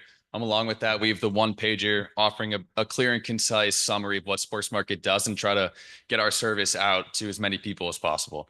Moving on to the creative team did a phenomenal job throughout the whole semester. They're really on top of it, getting our social media and branding up to par. And they also played an instrumental role in creating this presentation that you see before you here. And then finally with tech, tech did a great job as well. They created our demo videos, which allows the user to get an inside look on how to use all the services that the sports market platform has to offer, as well as a website redesign, which was really a team effort across all departments. Just really looking at the sports market website as it is now and how to best improve it as sports market continues to expand its NIL segment. All right, so how's it going? All right, so in terms of since 2025, we've launched our national partnership that will allow us to grow into over 40 states across the United States on the amateur sports market. And then we're also in talks with sports agencies as well as conferences to bring our solution as well as educational opportunities to their member schools. Now, marketing execution, well, that includes a few things, but for the most part, it's along the lines of education of finances. So you have financial literacy. And then also you have marketing in terms of helping to provide exposure opportunities for athletes. And then growth and investment, we've, like I mentioned, we did Techstars we finished that in December. And then we're looking to raise a seed round coming up this year. And overall, what we're looking for, a collegiate focus, looking to continue forming partnerships, not only with university athletic departments, but also with agencies and companies that are looking to connect with athletes. And so with that, we did an outreach with some Georgetown athletes. I mean, we're in Georgetown Ventures. We should be talking to the athletic department here and their athletes. So we ran some surveys. We got some good feedback. We're going to continue to engage that. But one of the first areas we're going to help with these athletes is brand management. How do you build a brand? How do you land an NIL deal? And then how do you negotiate your business? What kind of tools you need there? Expanding operations, as I mentioned, raising a seed round, and then grow to at least 25,000 athlete participants. Thank you.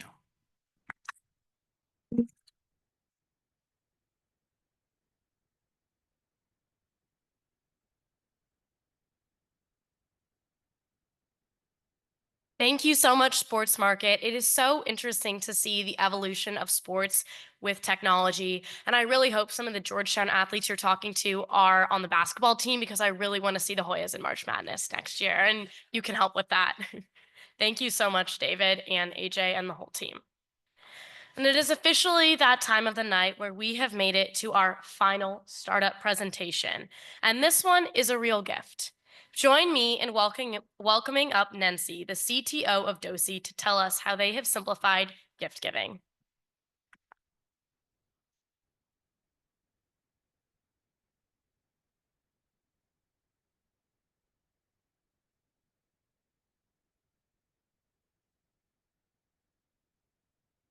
Y'all hear me? Maybe not. Hello, can y'all hear me a little bit better now? Perfect. Super excited to be here. My name is Nancy. This is our brilliant PM Austin, and we are excited to present DOSI, which is a marketplace for local gifting. Now, if you guys just heard gifting and are feeling a bit of a tingle, it might be because Mother's Day is right around the corner. And as we're all scrambling to be the favorite kid, we can also acknowledge that getting mom a gift is not super simple. So she might live in another state. There's my mom all the way up in Boston, and a generic gift card just isn't going to cut it. We feel this impulse to celebrate others through gifting, not just for these big calendar holidays, but of course for the little moments too. So maybe your brother goes to college upstate and just got a B- on his final, which is huge for him. Or you might have a coworker in Seattle who's celebrating their anniversary this week. The pull to send these gifts is there, but what we need is a way to do it effortlessly, thoughtfully, and from anywhere. Turns out the solution may be close to home. So 72% of people prefer to give and receive gifts bought locally, and 62% prefer experiences over physical gifts. What's missing is a tool that makes this seamless. So why isn't this easy to do? Well, traditional monetary gifting like Venmo and gift cards often feel transactional and impersonal, not to mention inefficient. Like, what is an appropriate amount to send your coworker for their anniversary without then contributing to the $27 billion worth of unused gift cards annually? Then traditional gifting sites, so think Big Gift Box, offer few affordable options, while local delivery platforms pose logistical challenges around place-time coordination when sending a gift. DOSI solves these problems by creating a seamless gifting experience. So we curate popular products and experiences from local businesses and offer them as gifts for recipients to pick up and enjoy whenever is convenient, whenever they would appreciate it most. So for those of you who have friends, colleagues, family, classmates here in DC, you can, for example, send them an hour at a cat cafe. We partner with one in Georgetown just down the block that they can go in and enjoy whenever they're in fierce need of some cuddles. No delivery, no hassles, just a sweet gesture made tangible. This is perfect for consumers, right? Because it provides them with a simple but meaningful way to send gifts, and amazing for local businesses because it drastically expands their reach. So basically giving them national exposure. My mom up in Boston, apparently Boston's in the sky now, can now send me a coffee from the cafe down the street from me in DC, which generates local foot traffic for that cafe and potentially gets them a new loyal customer. We currently take a 5% service fee on each transaction for consumers, but as we expand, we'll take business side fees for platform access, premium placement, and advertising. And then we're in the unique position, because these gifts are prepaid and picked up later, to generate float revenue from those unredeemed balances, which will drive significant margins at scale. So what makes us stand out? What makes Dosi so sweet? Well, we are the most complete local gifting platform on the market. So unlike our competitors, we offer tracking, personalization, flexible in-person redemption in an experience that prioritizes both the sender and the recipient. Of course, though, our key advantage here is that we unlock local businesses at scale, providing gift variety, affordability, and an emotional connection that our competitors in the delivery first space or experience only space just can't match.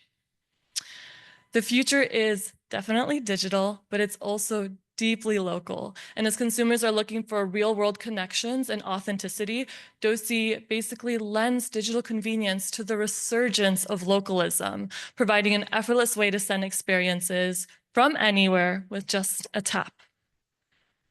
We capture the $310 billion gift card market by providing a personalized and meaningful alternative to traditional gift cards, and empower small businesses, many of whom face financial and technical barriers to having gift cards of their own, by giving them a simple but scalable solution to engage with new customers. In the US alone, there are over 600,000 small businesses in the food and service industry related spaces that are prime for partnership.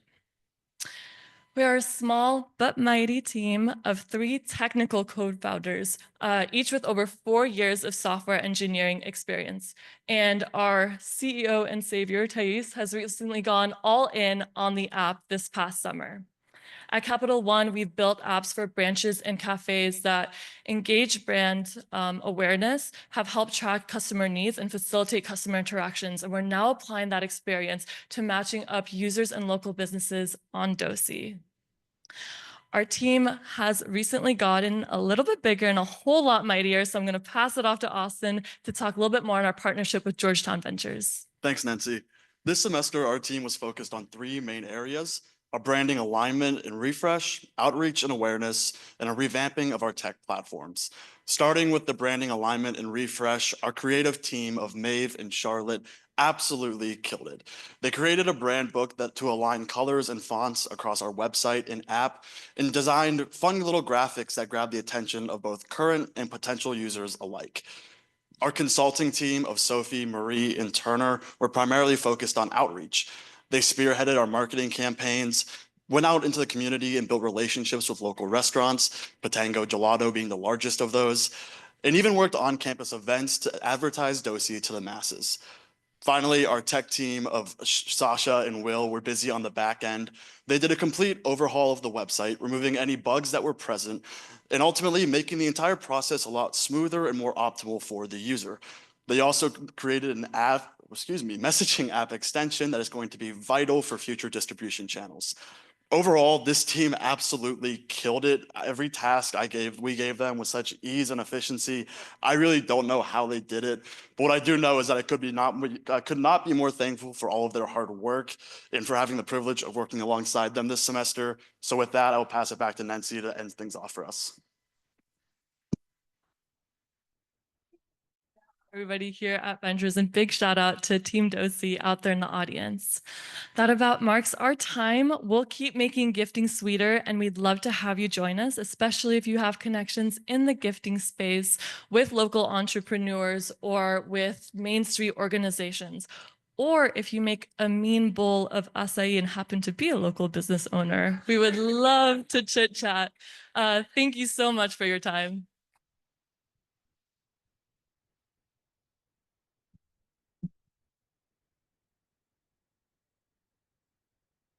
Thank you, Nancy. And we're sad that Thais couldn't be here, but I love that all of the GVers are here, and great job, Austin. It's been so fun to work with all of you this semester. An app where you can send each other sweet treats and support local businesses at the same time really seems like the best of every world. So please, everybody, download on the App Store now and send me a gift if you just really need to try out the app. Awesome. So that was our last startup, which means it is a very special time of the night where it is in your space to pick your favorite startup from tonight. You can vote on this QR code right here. There's a lot on the line. We have a $500 for the startup who wins the People's Choice Award. So everybody get up there, start scanning. And while we are voting, I would also love to announce that we have our founder application open for the fall 2026 cohort. And fun fact, I actually met Jose at Demo Day last fall. So future founders, if you are here, don't be shy. Come speak with the board, come speak with some of our analysts, and more about what we do here at GV. I'd also like to say one more thank you to everyone who is here tonight. Of course, there's really big shoes to fill for our next cohort, but this cohort has truly been unstoppable, as I'm sure it's going to be very, very difficult to pick a favorite right now. Keep scanning, keep scanning. Just limit it to one vote, though, if that's not already.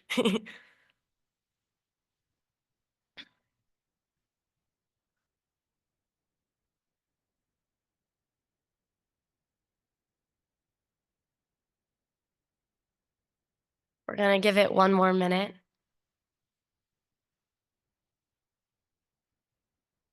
So I always love to point out how much I love seeing the merch that all of the startups put together. I got the Circa hats, the Easy t-shirts, seeing the Easy Oats sweatshirts. Does anyone else have merch?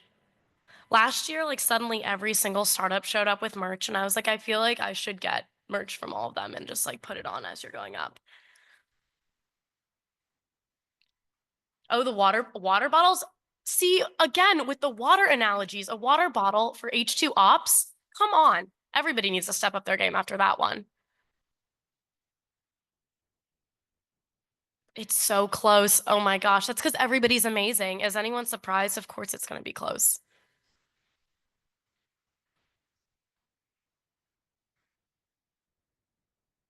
Okay.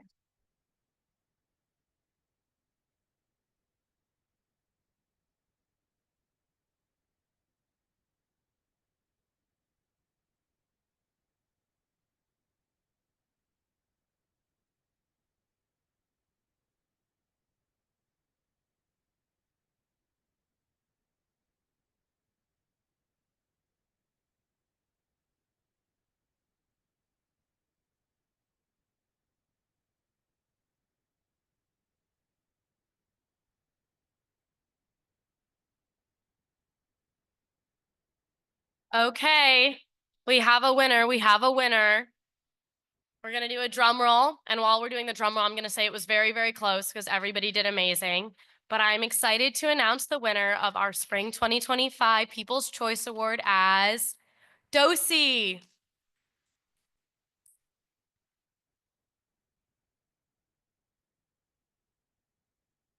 And with that $500, I guess you're just going to have to send everybody a gift. Just kidding, of course. Congratulations, and thank you to everybody who pitched today. It was super close, as it always is. And before we officially conclude tonight, I would just like to offer another huge round of thanks to everyone for supporting Georgetown Ventures. The energy tonight has been palpable from our founders and members, Amir and Miles, and all of you in the audience. This is what makes GV so special. Here, you are a part of something bigger. You are a part of a dream. You are a part of a community of ambitious individuals who want to make the world a better place. You are a part of this energy, this startup energy of creating, of following your gut and just taking that first step. I hope this fires you up and makes you want to do something, anything. And on behalf of Georgetown Ventures and Georgetown Entrepreneurship, we support you, and we are ready for the next wave of brilliant ideas. And that starts here. I now invite everyone to join us for a catered reception outside the auditorium. Thank you again for being here. The founders and the GV board will be ready to talk if you have any questions. Thank you so much.